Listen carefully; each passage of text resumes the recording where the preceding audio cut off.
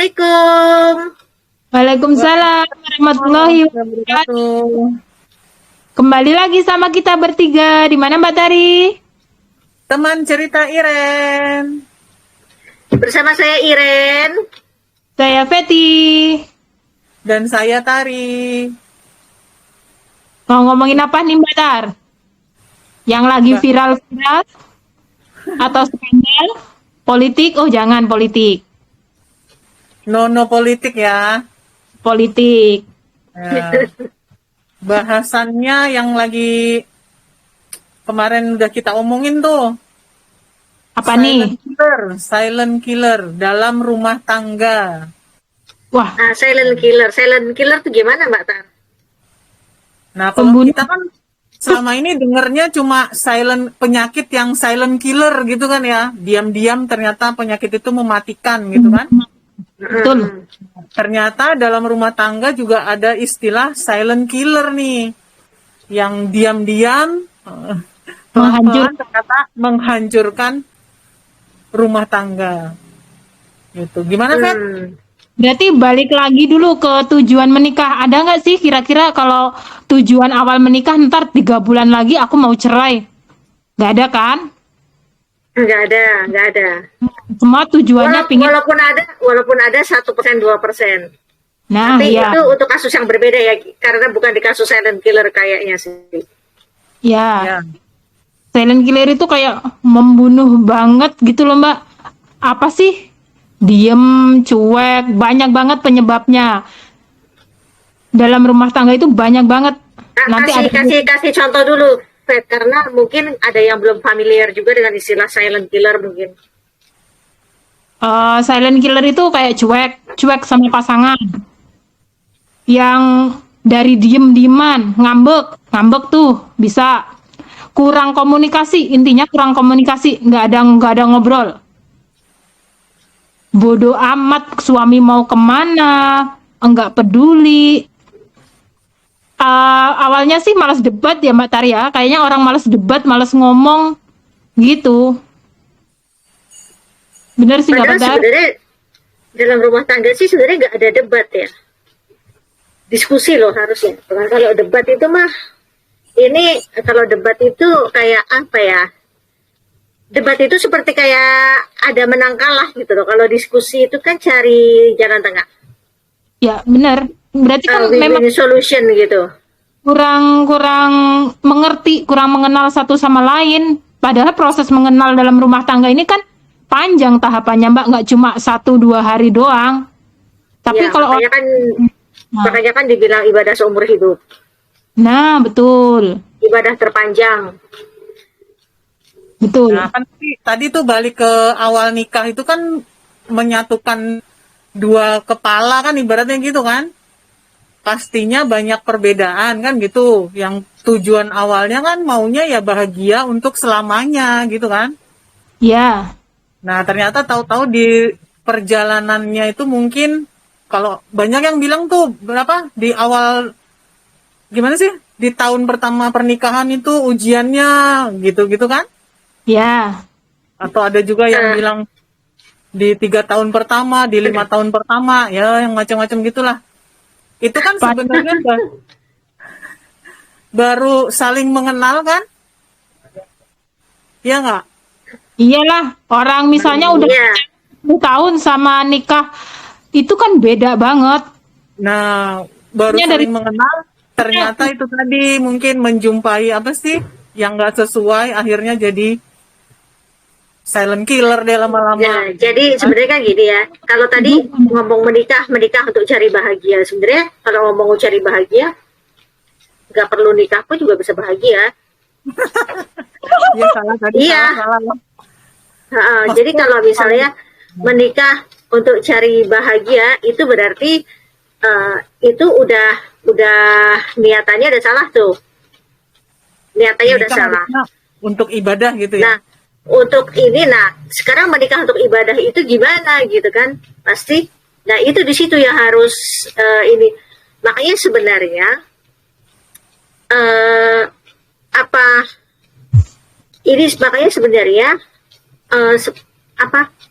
marriage education ya seperti Ya, itu. Marriage education, kemudian itu nanti juga bergandengan dengan sex education. Kalau di dalam psikologi kan sex education itu, seks itu bukan hubungan ranjang aja sebenarnya maksudnya. Bukan itu, nggak sesempit itu. Itu adalah rasa gitu loh. Rasa sayang, emosional yang seperti itu. Tapi sekarang kan jadi ada seperti pergeseran dan disempitkan tuh seperti hubungan ranjang. Tapi kita bicara aja tentang marriage education. Harusnya marriage education dalam perspektif Islam dengan kacamata Islam yang sesungguhnya yang benar gitu kan. Jadi rumah tangga, tujuan dari berumah tangga itu apa?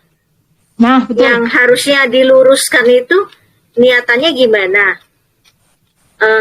Kalau dikatakan bahwa jumhur ulama mengatakan menikah itu sunnah muakkad katanya, gitu kan?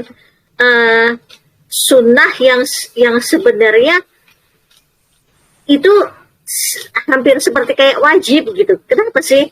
Karena tapi tetap aja sunnah, hukumnya sunnah. Artinya kalau nggak menikah ya nggak dosa, gitu kan? Nah, tapi ketika menikah pahalanya itu akan luar biasa, karena seperti begini. Dulu di dunia saya pramugari, ada instruktur saya nggak mau sebut namanya, instruktur saya perempuan, usianya ya pasti udah seusia ibu saya, seusia almarhum ibu saya, kalau almarhum ibu saya masih hidup. Beliau tidak menikah. Waktu itu saya karena lagi hamil, saya ada di training center, saya kerja di training center, terus chief training center itu panggil aja Pak Fulan. Saya nggak mau sebut ya, saya nggak mau sebut juga, walaupun sebenarnya ini bukan kejelekan beliau, tapi ini masuk di privasi saya gitu, supaya nggak perlu tahu lah. Pak Fulan. Nah, Pak Fulan ini di kalangan pramugari, beliau ini orangnya bijak, tapi memang bijak, nyenengin, gitu kan ya, nyenengin, bijak itu. Nah, suatu ketika Pak Fulan itu bilang gini, dan beliau ini tapi bukan orang yang agamis ya, perlu diketahui beliau bukan orang yang agamis. Beliau beragama Islam, tapi masih ada masih ada kepercayaan, masih ada mindset lain di kepalanya. Beliau ini seperti beliau masih mencari sebuah kebenaran gitu kan, masih mencari itu. Tapi pandangannya tentang rumah tangga itu sebenarnya ke Islam gitu loh, ke Islam banget. Jadi gini, saya kalau misalnya bicara sama Bu Fulana, siapa instruktur saya yang yang no marriage, gak menikah. Ya. Saya kalau bicara dengan Bu Fulana, katanya dia bilang gini, apa yang menurut dia itu benar, bagi saya belum tentu benar. Kenapa? Karena dia tidak menikah. Dia tidak punya pasangan, dia tidak tahu bagaimana caranya hidup dengan orang lain yang berbeda, seringkali berbeda background dengan kita. Dia tidak belajar. Pembelajaran tentang hidupnya kurang karena dia tidak menikah. Ya. Kata Pak Fulan ini, saya pikir, oh iya ya, benar juga gitu kan. Makanya beliau kan kalau misalnya ada yang belum nikah lama gitu kan, waktu beliau juga tahu saya masuk situ, saya udah nikah dan ternyata saya nikah muda. Dia bilang begini, ya emangnya harus kayak Iren, katanya dia kan, menikahlah saat engkau masih bodoh, katanya. Karena kalau kenapa menikah saat engkau masih bodoh, gitu kan? Saya bukan pendukung pernikahan dini atau pernikahan yang muda atau gimana, tapi menikah di bawah usia 25 tahun itu bagus, katanya. Di atas 25, di bawah 30 itu mungkin matang, seharusnya udah menikah gitu. Tapi di bawah 25, di atas 17, kata dia, bagi saya nggak masalah, katanya dia begitu. Ini opini dia. Dan sebenarnya sejalan juga sih kan dengan Islam. Terus dia mengatakan begini, karena kalau sudah lama-lama nggak nikah, si perempuan ini dia ngomongin perempuan ini dulu, ngomongin perempuan. Kalau laki-laki itu kan biasanya adalah di kesiapan tentang mental atau enggak tentang ekonomi begitu ya kan? Ya. Tentang ekonomi biasanya ke situ. Nah, kalau perempuan ini biasanya milih, kata beliau. Ini saya nggak tahu, tapi katanya beliau sudah survei begitu. Menurut survei beliau, karena beliau juga orang psikolog. Terus saya dengerin aja waktu itu. Ini saya hanya sharing dulu tentang ini beliau. Kalau perempuan makin lama, apalagi di atas 30 tahun dia belum menikah, maka dia akan lebih pemilih. Grade-nya dia itu akan beda. Kalau misalnya anak lulus SMA, dia bilang, udahlah yang penting sayang, misalnya gitu. Atau, udahlah yang penting sayang, yang penting menerima saya apa adanya, dan saya juga nggak masalah kalau harus dari nol, misalnya gitu kan. Atau misalnya harus sama-sama kerja, misalnya seperti itu nggak masalah, it's okay gitu. Menikahlah selagi engkau bodoh, karena sebenarnya di dalam pernikahan itu kamu akan belajar, katanya, kata Pak Fulan ini. Oh iya. Nah, terus saya mikir juga, iya ya benar gitu kan. Dan kenapa di Islam itu dikatakan menyempurnakan separuh agama, separuh. Berarti pahala terbesar ya ini. Kalau kita bisa lakukan dengan benar dan niatannya juga benar, berarti ini ibadah. Menyempurnakan separuh agama berarti ada ibadah di dalamnya, dan ini ibadah terpanjang dengan pahala terbesar. Ya, betul. Gitu kan? Nah, jadinya sebenarnya kalau kita mau balik lagi ke awal, bahwa memang betul, kalau saya pikir-pikir, benar.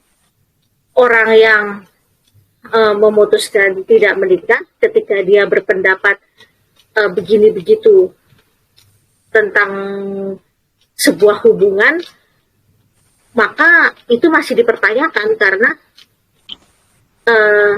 dia selama ini hanya memiliki hubungan misalnya hanya memiliki hubungan dengan sahabat atau temannya. Itu pun kan tidak mungkin satu rumah, atau mungkin hanya memiliki hubungan dengan keluarganya, di mana ya itu udah dari kecil, udah dari dia bayi, gitu kan. Dan pastinya sangat berbeda kan hubungan. Sangat berbeda hubungannya ketika antar teman, antar keluarga itu beda. Jadi dan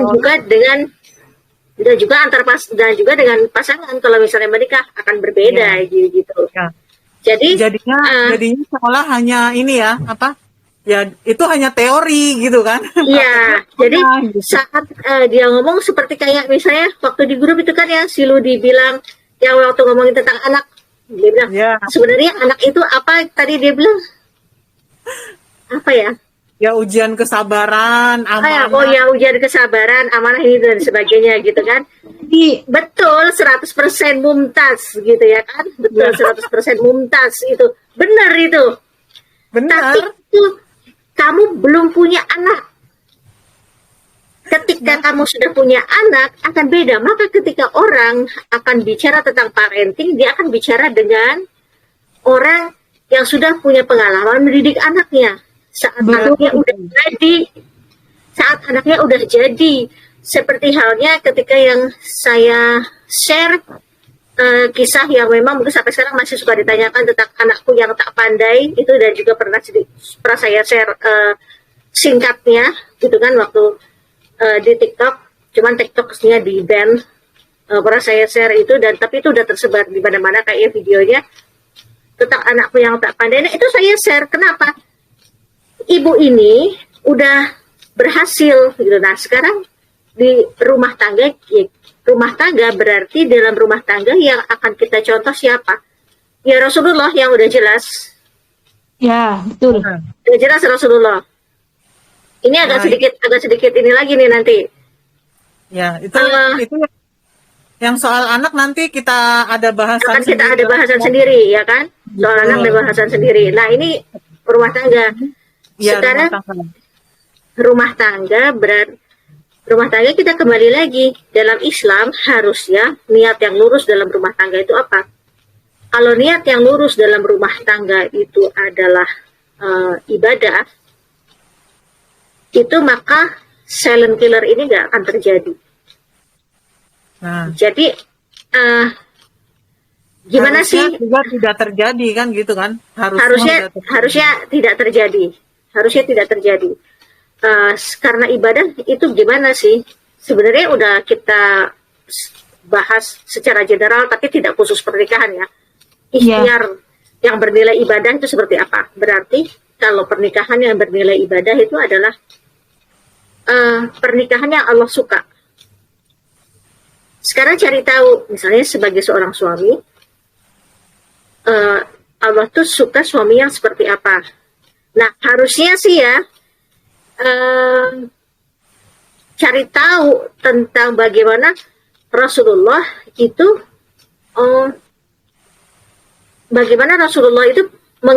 mempergauli istri-istri beliau. Rasulullah kan menikah dengan Siti Khadijah, itu pernikahan monogami, dan itu lebih lama loh ya. Ya. Pernikahan monogami. Setelah itu dengan Siti Aisyah itu yang dikenal ya, karena pernikahan poligaminya yang paling dikenal kan istrinya Siti Aisyah. Dengan Siti Aisyah itu poligami.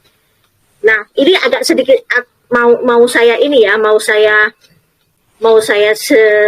saya di sini sekalian mau meluruskan nih. Sedikit aja tentang.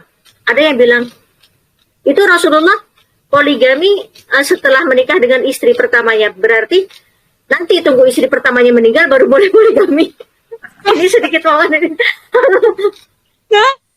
Salah lagi itu. Itu salah lagi. Kayak gitu, itu salah lagi itu. Sekarang begini.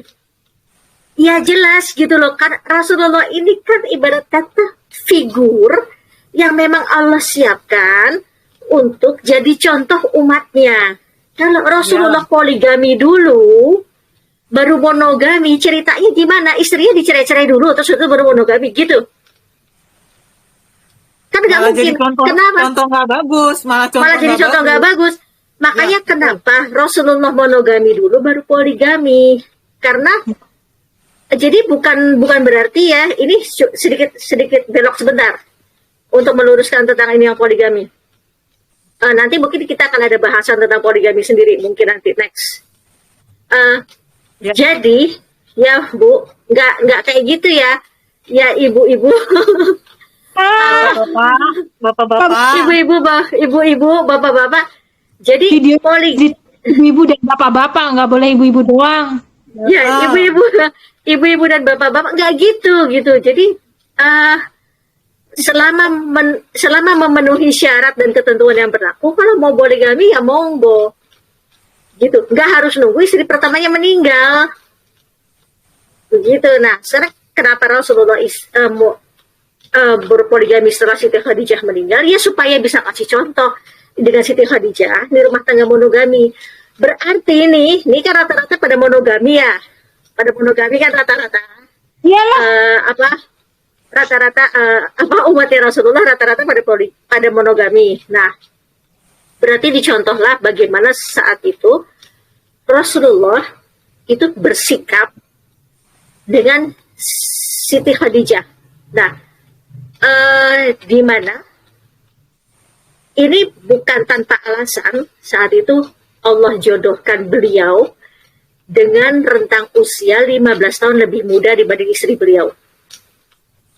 Artinya, beliau monogami dengan Siti Khadijah bukan karena beliau takut. Makanya beliau hanya punya satu Siti Khadijah. Walaupun dengan usia 15 tahun lebih muda dari Siti Khadijah, tapi beliau jadi bisa jadi pemimpin. Artinya, walaupun suami itu lebih muda dibanding istrinya, ini sebenarnya ini mau bicara tentang tanggung jawab. Tanggung jawab itu tetap melekat. Ya.